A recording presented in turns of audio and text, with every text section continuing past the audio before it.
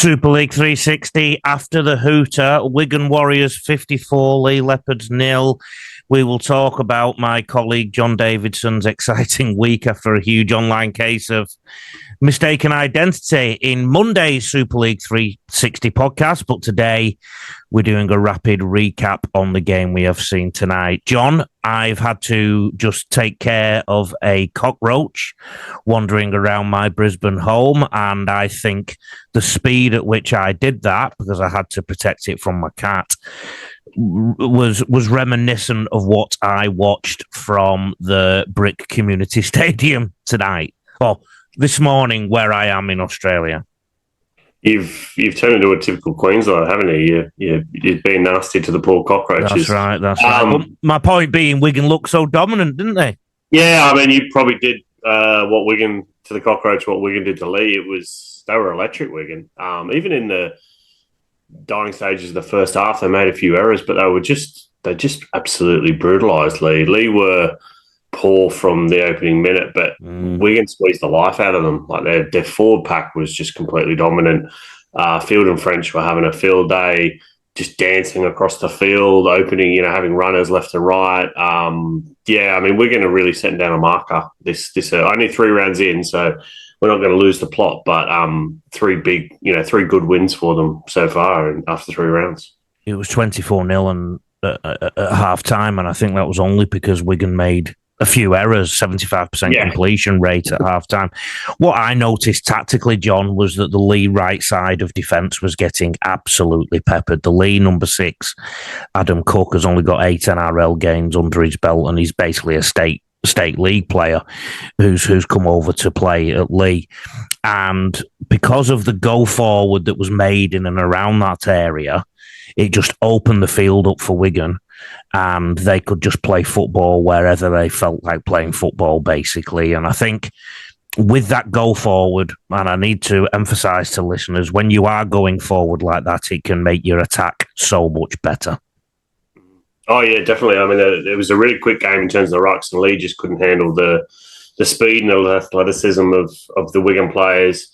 And I think you mentioned Cook there. I remember his name, but number 15 for Leigh was the try that Mago set up in the second half. Like, he just kind of grabbed it. It was a really embarrassing, tackle attempt. Yeah. I wouldn't even call it a tackle. It was just kind of a flailing of the arms, and Mago just went straight past and put Smith over. And there was just great performances across. Harry Smith, one of the best games he's had for Wigan in a long while. Like, he was taking on the line, he was running the ball, his kicking was sublime. I know there was a few factors against Leigh. Obviously, Edwin Apape was out, didn't play the game, and he's one of the best hookers in Super League. They missed him, and they lost off and go away. I think it was maybe 20 minutes or so in with a calf issue, and he's one of their key forwards. But they just weren't really in the fight. Leigh, a very disappointing performance from them. I think you've mentioned already some of the best players on the field. Any other names that spring to mind? I love the Wigan forwards after a while. I mean, like I said, I think the field opened up because of the targeting of that right side of Leigh's defence.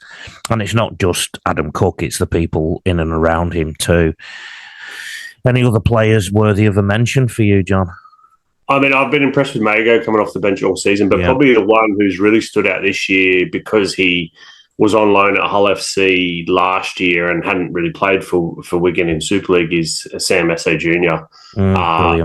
Big prop, and he was having a whale of a game. He's a really big unit, damaging ball runner, good play of the ball, and he was strong. Insemba is getting back to his best. I mean, I think he should have been in England's Ashes team last year because he offers something that few other players could do, but he's really getting back to his best form as well. Bevan French, I mean, he's just that no look cut out pass.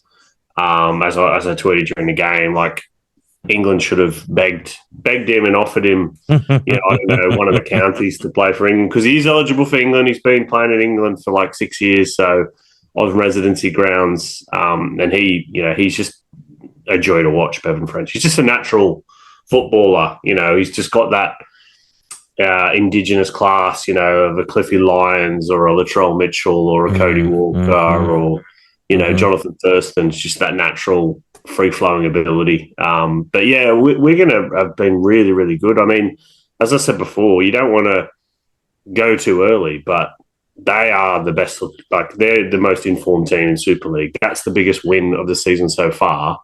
And they're the only team undefeated, I think. Well, no, Toulouse.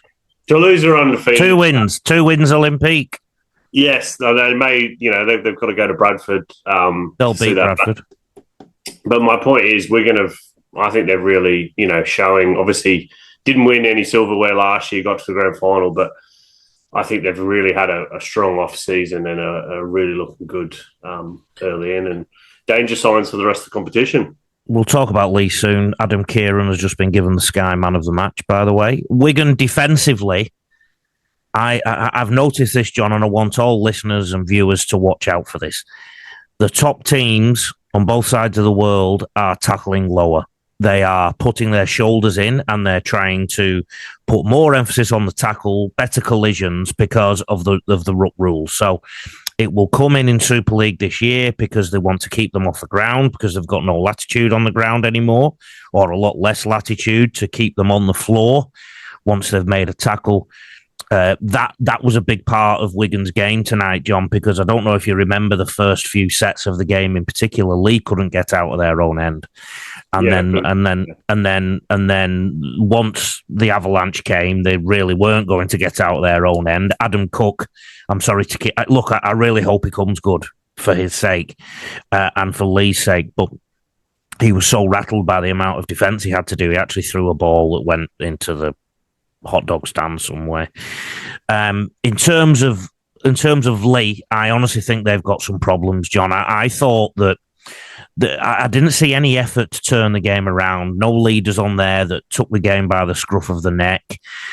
The collisions were poor. Now, again, as a technical-minded coach, I will look at the way they tackle, but even the effort they were putting into their catching and controlling style of tackling just didn't. It didn't even look like they were at the races, John, tonight.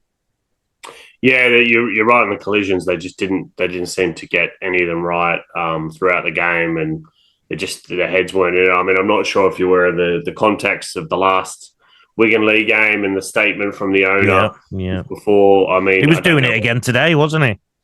Yeah, I mean, I don't know whether that has any impact on the team. Adrian Lamb was very professional in his pre-match interview, but the fact that there could have been 4,500 Leigh fans there, and I think there were like 1,450 fans, it doesn't help probably the team having, less fans than there should be because it is, a very local derby. But yeah, it was a nightmare evening for Leigh, and obviously Bailey Hodgson might have done an ACL. He limped off at the end. They're already missing their fullback, their number one fullback, David Armstrong. So I don't see how anything could have gone worse for Leigh. Based on what we've seen so far, I mean, they're going to be in the bottom half of the ladder, but like you said, it's a long season. Also on the hour, though, something I noticed, they went to the left. Lamb, the number 7, hit Holton with a short ball. And Holton, I thought, was tough all night. He tried really hard. Hit him on a short ball when Lamb should have gone long. It was a 4-on-2 overlap, I think. And again, it's easier to do with go forward, right? And they didn't have much. And Kieran of Wigan just came out and nailed Holton. Now, this is a real warning sign, and I look for things like this. Holton got up, and before he played the ball, he turned round and looked at Lamb, as if to say, "What the flying flamingo?" Yeah. Now that's a clear. Now we all know it's a hospital ball, okay, but we don't need to tell everyone else that we know it's a hospital ball. And I thought that was really poor, and I thought that was a sign. Again, I look for little things like this, that everything's not quite how it should be at the Leigh Leopards. I know it's only one incident, but I can't help but think that after they lost Offengawi in that tackle, which I'd like to talk about too, that they just did not show any fight. Yeah, no, they didn't. I mean, I think the game was over at halftime, wasn't it? 24-0. And you wanted to see some signs from Leigh that they could, wrestle back in the contest and they'd need a miracle to win it from there, but at least, get some respectability back into their performance. But it got worse, didn't it? It didn't get better. And look, I'm not writing Leigh off by any way, shape, or form. It is round 3, and they're missing some really key players, particularly Pape. Had a good win over Leeds in round 1, and they were probably somewhat unlucky to lose to St Helens in round 2. So I think there are better days ahead. But yeah, that tonight's definitely been a wake up call for them, and I think the review for Adrian Lamb will not be a pretty one when they do that. I want to talk about refereeing if I can.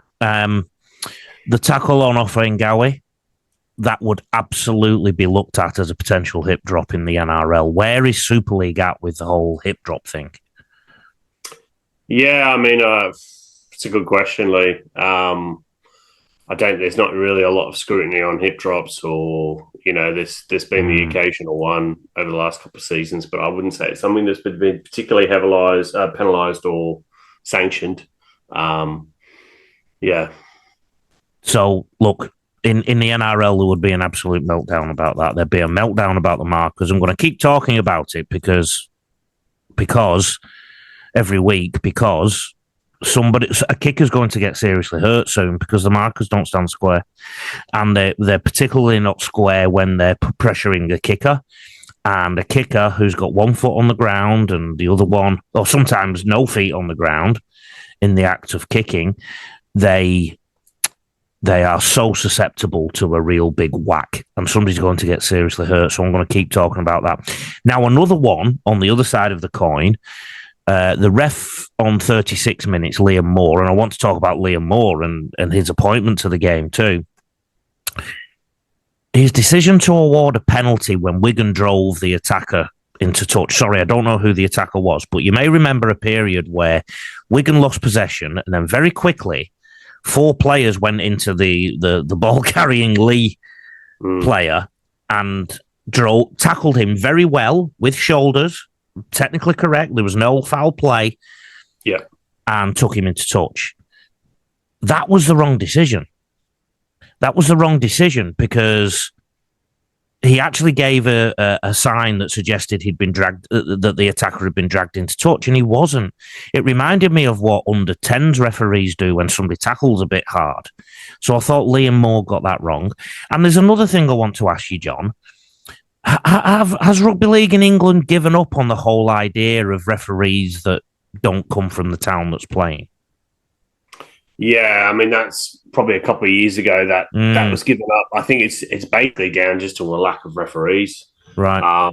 There's been a spate of sort of retirements from some of the more senior referees in recent years, and there's just not been a replacement. I mean, I think it's the same in soccer, isn't it? But there's just like a bit of a crisis in terms of refereeing, and it's not hard to understand why when you consider some of the abuse and scrutiny that refs get, not only and I'm talking through the junior levels as well, not only from the sidelines, but on social media and everything as well. So yeah, I know obviously, I mean, I'm not having a go at Liam Moore at all, but yes, he is from Wigan. But look, I think you get into refereeing, you are impartial. I'm not doubting his integrity. I just think that if that game, any of these games, if there's 2 points in it and it comes down to some of the decisions that I've just mentioned, fans will have a bit of a taste in the mouth. I know what you're saying, but we could at least say in this game that 1 or 2 decisions it definitely didn't come down to. No. And it's that one-sided. He could have been giving Lee 15 penalties. I don't think it would have made much difference tonight. So this conversation's been a little bit easier than the one week ago when you were at the MKM Stadium and very cold. Yeah. What are your movements this weekend, John? Which games do you think you'll be reporting on in person? And you've done this one tonight from home. No, I'm strictly at home this weekend. Okay. I've got parental duties and other things on, but I'm working on a couple of stories. It's been a bit of a crazy week on the social media front, as we'll talk about. So that's taken up a bit of my time. But you handled it well, though. Well, I've tried to anyway. But we'll talk about that in depth on Sunday. Maybe we'll get some extra listeners. But a couple of stories.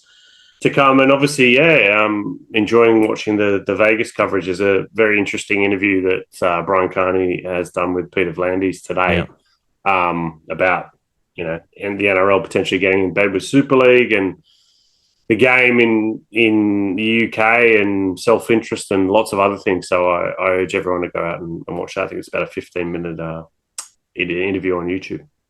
Please go on X and support Johnny Davidson with some nice tweets. And also he has a Buy Me a Coffee link on there. Where can people tweet you, John? No more tweets. I don't. I can't keep up with the tweets. But they can follow. Yeah, it's never ending. But yeah, at Johnny D Davidson. Yes, but just probably give it a few days, and then things. They can follow you, mate. They don't, and they can buy you a coffee. Stop being soft. They can buy me a coffee. That's fine. And I would just like to say too that, people who criticise journalists for doing things from home, you've just made a great point. You've got your kids, and people don't think those things, do they, when they start criticising? Next thing I'd like to bring up is my own contact details. If you want to get in touch, admin at rugbyleaguecoach.com.au, rugbyleaguecoach.com.au, website at rugbyleaguecoach on socials. We'll be back on Monday, wherever you are, with episode 11 of Super League 360, reviewing the next round. See you all then.